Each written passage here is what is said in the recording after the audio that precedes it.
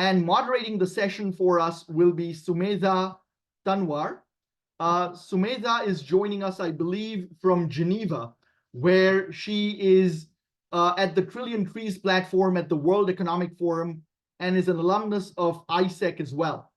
Sumedha, just wanted to let you know that the last time In Diaspora was at the World Economic Forum in Davos, we did participate in conversations around the climate space. So unfortunately missed you at that time, but hopefully we'll run into you in person in the future when we come next. Over to you. Thank you so much, Sanjeev. And thanks a lot for the introduction and for having us here at In Diaspora's Annual Climate Summit. It is truly an honor for me, and to those joining us live, good morning, good afternoon, and good evening.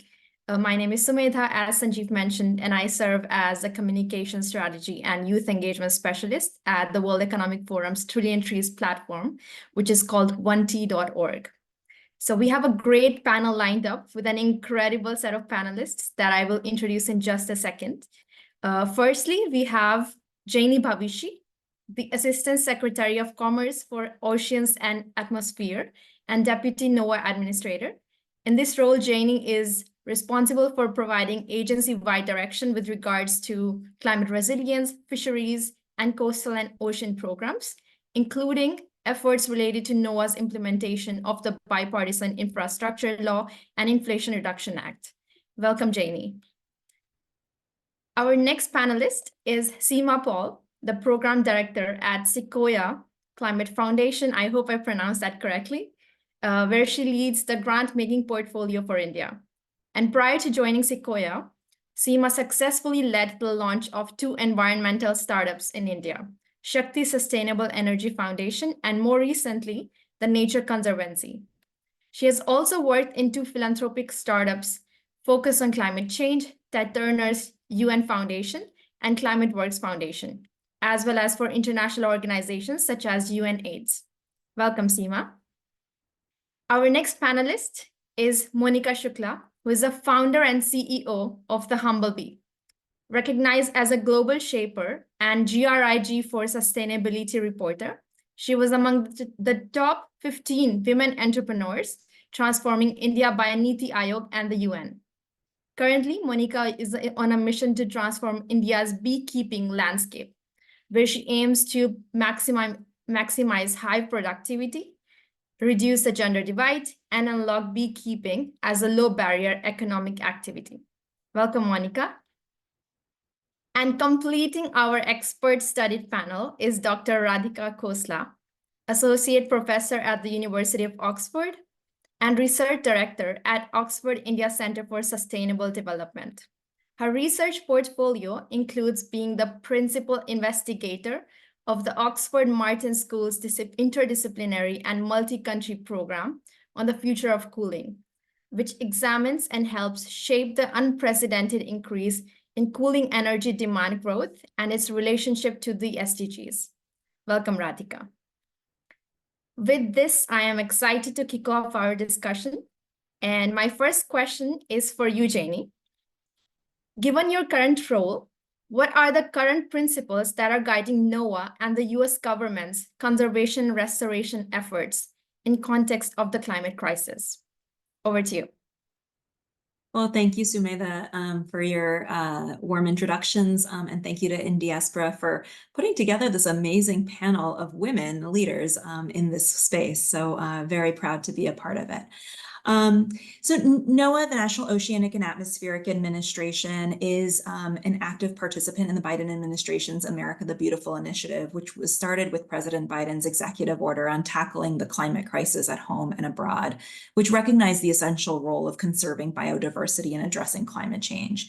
And in developing the America the Beautiful initiative, the federal government consulted with diverse stakeholders across the nation and developed 8 key principles that are guiding our response to the disappearance of nature, climate change, and inequitable access to the benefits of nature. I'm not going to go through all 8 principles just because I know we are short on time, but I wanted to highlight just a couple of them. One of the principles calls for federal agencies to pursue a collaborative and inclusive approach to conservation. The spirit of collaboration and shared purpose is meant to embody all aspects of America's nature conservation and restoration efforts over the next decade. We're also working to conserve America's lands and waters for the benefit of all people, to make sure that we are not thinking about a particular place in solely biological terms, but also its capacity to provide benefits such as access to recreation and preparing for and responding to climate change impacts. We're supporting locally led and locally designed conservation efforts and pursuing conservation and restoration approaches that create jobs and support healthy communities. So I might leave it at that just for the sake of time, but I hope that gives you a flavor. Thanks a lot, Jainey. Just following up a bit on that, how would you say is NOAA collaborating with other federal agencies across the US government to address the science and knowledge for effectively conserving biodiversity?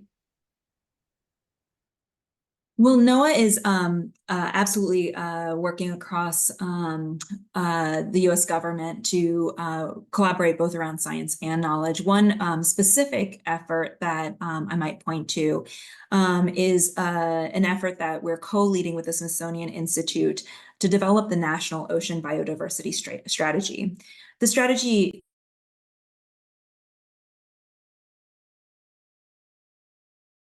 Sorry, Jainey, you went on mute. Yes, for some reason it said the host muted me, so apologies for that. So I was talking about the National Ocean Biodiversity Strategy, which NOAA is leading with the Smithsonian Institute. It's an interagency effort that's meant to align research and monitoring on life in our ocean, coasts, and Great Lakes for safe and sustainable management, conservation, development, and climate solutions.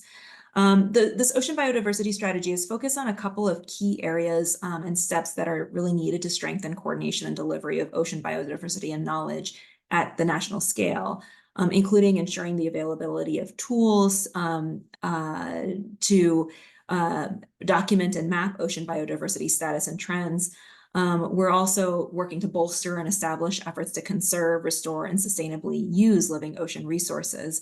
But I think it's important that we're working through this strategy to establish and incentivize diverse partnerships across scales and sectors, and designing efforts to inspire, educate, and involve the public to discover and value the nation's diverse ocean life. So it really goes beyond interagency collaboration and looks at partnerships across sectors and scales. Thanks a lot for that. We'll get back to you in a sec. But for now, I will move on to Seema. My next question is for you. Based on your experience in leading a conservation NGO, the Nature Conservancy in India, and working in different philanthropies, what strategies do you believe are most effective in preserving biodiversity while combating climate change? Thank you, Sumedha, for having me on this panel and also for that question. So science has clearly shown that the most effective strategy amongst the nature-based strategies for climate change is preventing deforestation. We are losing forests at a very rapid pace on this planet. However, and that releases a lot of emissions and carbon into the atmosphere. And preventing deforestation is not only the most inexpensive intervention, it is also the most effective intervention for climate change, as well as for biodiversity conservation. Unfortunately, there is a myth out there or a misunderstanding that, you know, we need to prioritize reforestation or revegetation. And often this gets even worse. It gets interpreted as just planting trees. The truth of the matter is that while we do need restoration efforts and revegetation and even planting trees have a role in terms of preventing not preventing climate change as in sequestering carbon, they are not the most effective strategies for either climate action or for biodiversity conservation. And you know that one of the biggest tipping points in climate change for this planet is the Amazon. And since President Lula was elected, he is prioritizing conserving the Amazon And there is almost 1.5 times the landmass of California in the Amazon that is undesignated. And he has decided to prioritize designating it as public lands. And evidence even from Brazil shows that even mere designation of it as public lands is an effective strategy. We all have heard about paper parks and how they are not effective. But in Brazil, evidence is showing that even just demarcation of those lands as public lands has made a vital difference to maintaining them. So I think that's what we need to focus on, preserving forests that we have. Doesn't mean we don't take other actions, but I think in terms of priorities, that is the number one priority. Thank you. Thank you, Seema. I specifically resonate a lot with that, especially with my current work at the Trillion Trees platform. So we always say it's not just about planting trees, but it's about conserving, restoring, and growing trees. So it's not just that you go to a site and just plant a seed or plant a sapling. So I really resonate with that. My next question, just kind of connecting it to this as well, Seema, is for you. What role can financial mechanisms and funding strategies play in supporting climate equity in conservation, restoration, and climate change projects? I think equity is absolutely fundamental for success, whether you're approaching the problem of climate change or of biodiversity conservation or sheer near development. Today, all these three things intersect very nicely. But even if we took them apart and thought about success in either of these circles, equity is key. And if you draw up the Venn diagram of all three, equity is where they would intersect.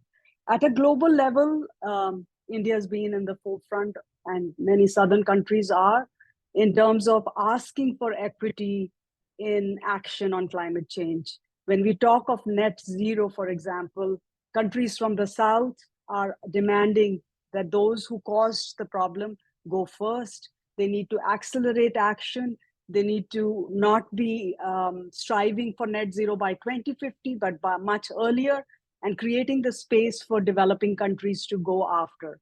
So this principle of equity that we are negotiating for in global platforms, I think we need to extend it then nationally as well. Unfortunately, it begins to break down there. We do not prioritize sufficiently the importance of equity in our national policies. And I'm not saying this here just for India, but for many southern countries. Efforts are made in that direction, but oftentimes the poor end up bearing the burden of many of those actions and policies. Take the example of expansion of solar, which is absolutely critical, as part of the transition that this planet needs to witness. But whether it is Brazil or it is India, we are finding that communities are often getting displaced or not being paid for the land that they have to forego as these projects come up. Solar energy, people tend to forget, is 11 times as land intensive as coal energy is. It's 11 times more intensive, which means that there will be greater conflicts with local communities.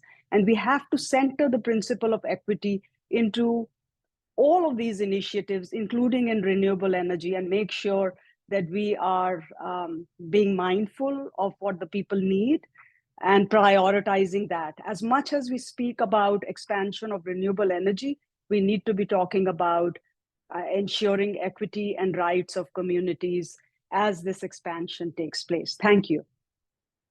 Thank you, Seema. I would like to come to Monica now. So Monica, you founded the Humble Bee. So what inspired you to found the Humble Bee firstly, and how does it address the intersection of climate change and biodiversity loss? Sure. Thank you for the question, Sumedha. Hello and namaste, everyone.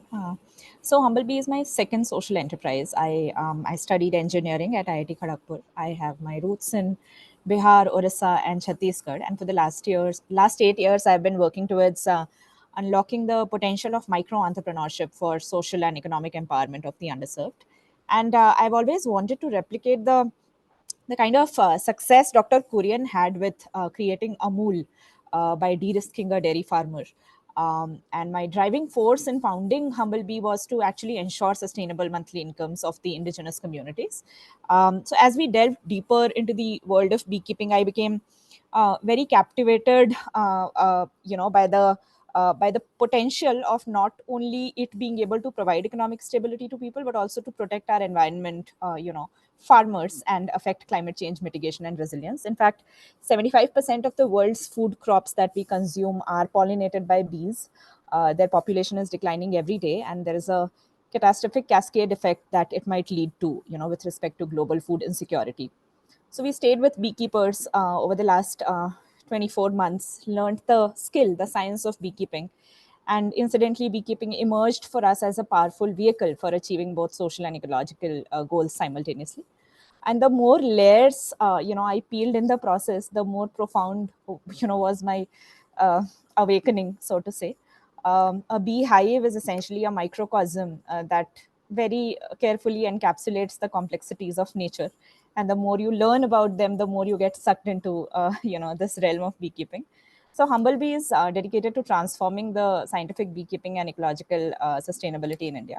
We have a comprehensive platform, a tech and touch approach, through which we empower beekeepers and small-scale farmers with scientific knowledge and ethical practices in order to be able to enhance their incomes, ensure quality input supplies, and create fair market opportunities for the indigenous people.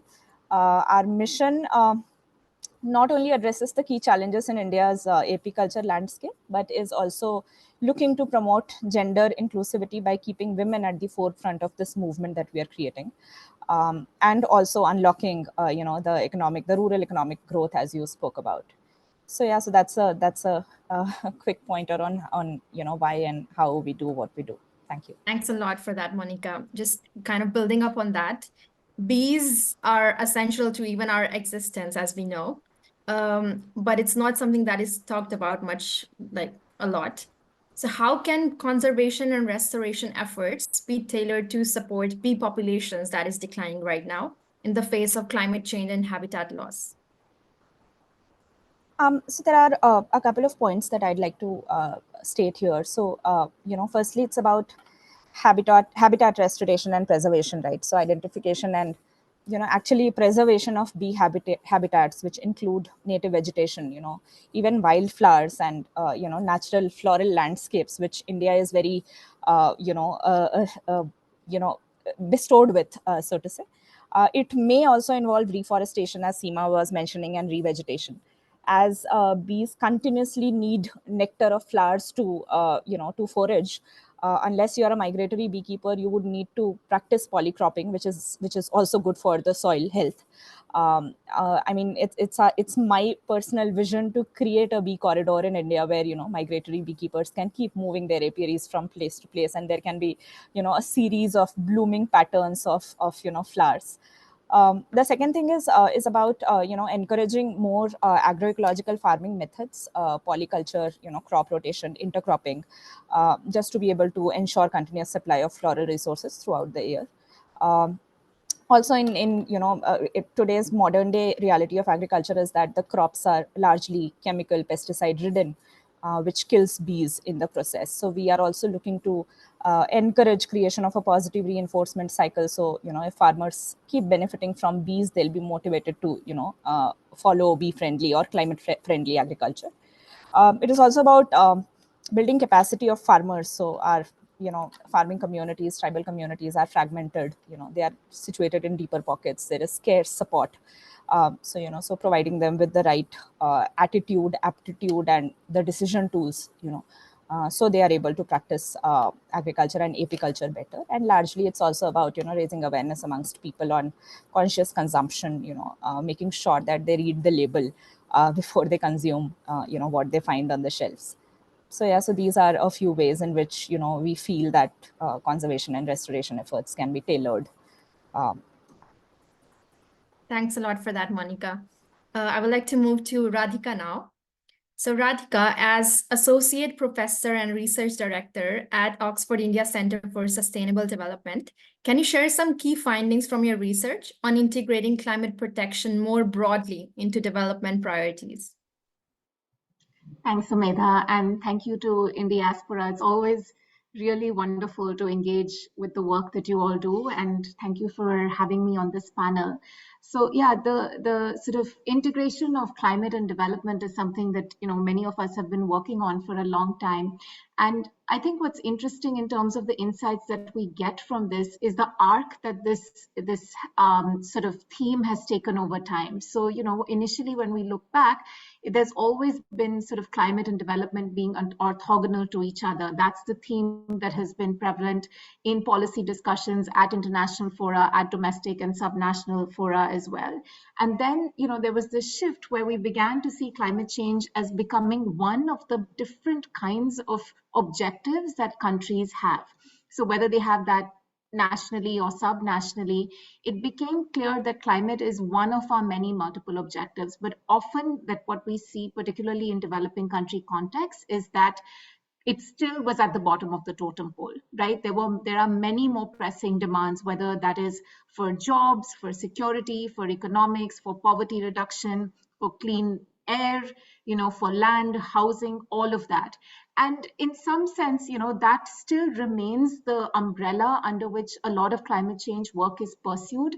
A lot of what we see now is that we're trying, that governments and subnational governments, cities, municipalities are trying to find ways and routes by which they can integrate what, the work that they're already doing and somehow fold climate change into that, right? So if you have a housing development authority, putting in place passive measures, so measures to be able to actually have lower energy demand while also building out that housing, right? So finding those synergies and those pockets where there are overlaps is often the way in which this work has been pursued.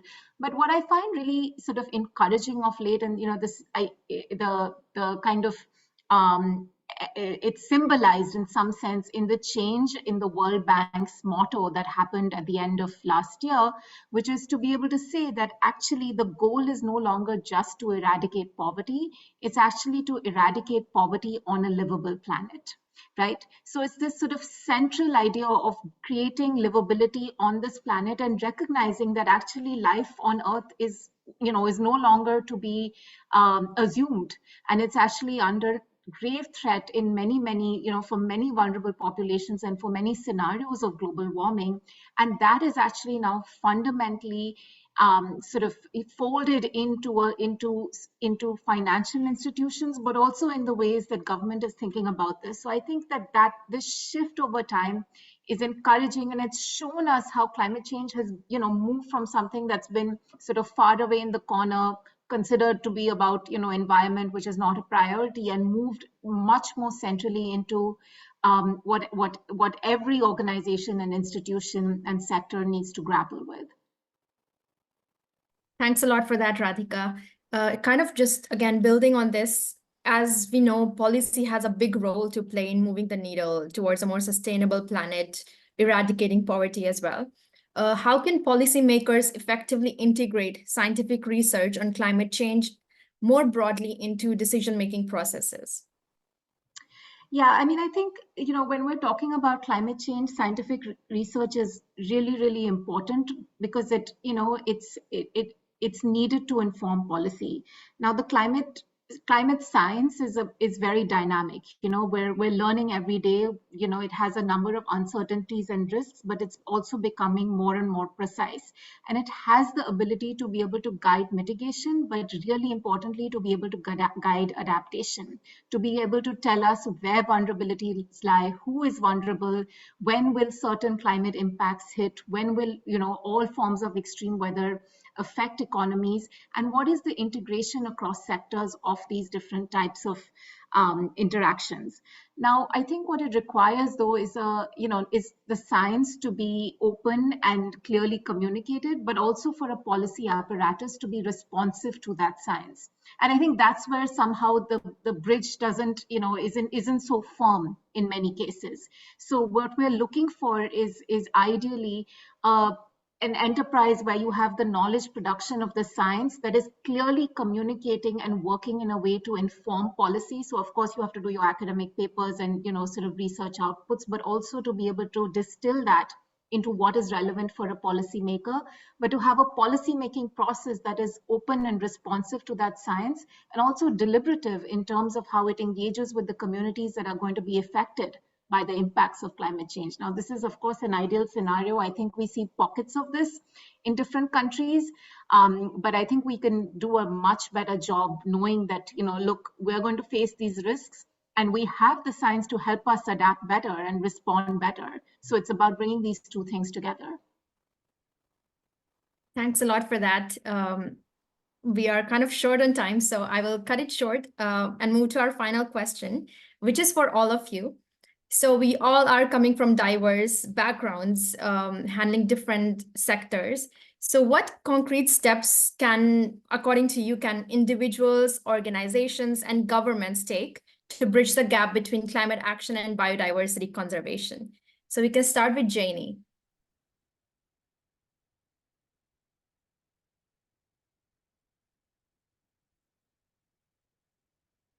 Thank you for the question, Sumedha. I think it is just one of the things that I really love about the America the Beautiful initiative is that it is creating opportunities for more Americans to interact with nature. And I think that is so critical to making these connections, those opportunities to get out there, interact with nature, understand what is at stake in the climate crisis is incredibly important. One of the things that NOAA is doing, and really the main way we're participating in the America the Beautiful initiative, is through the designation of national marine sanctuaries. So these are spaces in the ocean where we can bring the American public to interact with ocean and ocean life in ways that they otherwise wouldn't have the opportunity to do. And so we are in the process of designating 6 national marine sanctuaries right now. They're all at different stages in the process. This is all towards the goal of conserving 30% of lands and waters by 2030. But I hope that this is really just a launching pad, not a finish line, because we really need to continue this work of conservation, both on lands and waters, beyond 30% in the United States. And I hope that one of the things that we can think about is what this is a springboard towards, right? Where do we go after 30 by 30? How do we make the connections between conservation and communities? Maybe the future of conservation is not only these large conservation efforts, large scale conservation efforts that we're pursuing through the national marine sanctuaries, for example, but rather more community focused restoration and conservation priorities, so that we are making those connections to people's daily lives and the places where they live and work and play every day. Thank you, Jainey. Moving to Seema, what would be the concrete steps that you would recommend? Yeah, I'll try to be very concrete. I think I see a big gap in even tackling climate action between the communities that are worried about energy and what happens there, and the communities that worry about land and how to deal with that. These two communities are more or less operating in their own silos. And I think the best intervention point to bring them together is to improve the modeling exercises. The modeling exercises for net zero, the pathways for achieving climate mitigation, for example, they are also happening in silos. People like in India, for example, most of our emissions come from the energy sector, and that's where the focus and attention is, and it needs to be there. That is the first priority. But eventually, land is also important. And I understand now efforts are underway because NDCs have to be revised, new NDCs, new goals have to be placed by countries at the start of 2025 to the climate convention. The modeling efforts are beginning to come together. They are trying to take a comprehensive look at these things. And I think that's very, very vital. So across the research communities, the modeling communities, the philanthropic communities, to the MDBs, to the governments, I think we need to bring these two communities together to think holistically. And we should be layering on top of that the biodiversity aspect. Otherwise, if we only approach land from the perspective of climate mitigation, we will not get the optimal outcomes we need for biodiversity conservation. Thank you. Thank you, Seema. Moving on to Monica. What about you? What concrete steps would you recommend? I think I'd start with saying that, for an individual, rethinking our entire existence as per the rights of nature worldview, where we think that, the nature is alive and humanity is a part of it and not separate or, dominant over it.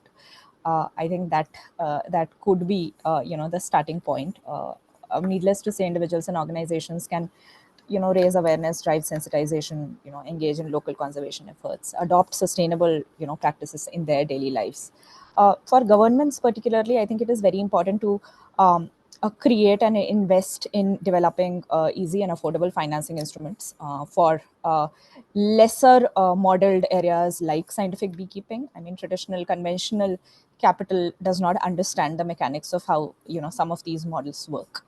It is also important to set ambitious targets with respect to biodiversity and conservation, and invest in R&D, be it with respect to standardization of how biomass is understood and calculated, to actually building a climate stack for agri.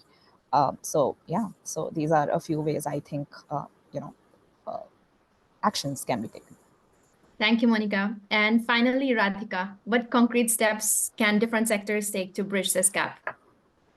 Yeah, so I like to think about steps in three different categories. So one is sort of personal, right? So what can individuals do in terms of their behaviors, their attitudes, their ability to to inform themselves with knowledge. So there's the sort of personal level of action. Then there's the social level of action, right? And this is where the role of peer influence, of norms, of social movements, all of that is really important. And then there's a third level of action, which is structural, which is the role of governance, of policies, of infrastructure. So I think it's really this combination of the structural, the social, and the personal, and the sort of relationship between the three of these through which concrete action can come about. And we have examples of those actions that our panelists have talked about, but I thought to just give a little bit of a broader view of how it can be organized. Thanks a lot, Radhika. Thank you so much, dear panelists. I really wish we could sit here for another hour and continue this conversation. But it was an honor to be facilitating this conversation, and thank you so much for joining us. And with this, I will hand it over to Sanjay. Thank you so much, Sumedha, and all our panelists. That was really a wonderful panel that we had the pleasure of listening to. Women leaders in the environment space doing diverse and different things, and all working on such important topics. So great to have had all of you as part of the In Diaspora Climate Summit today.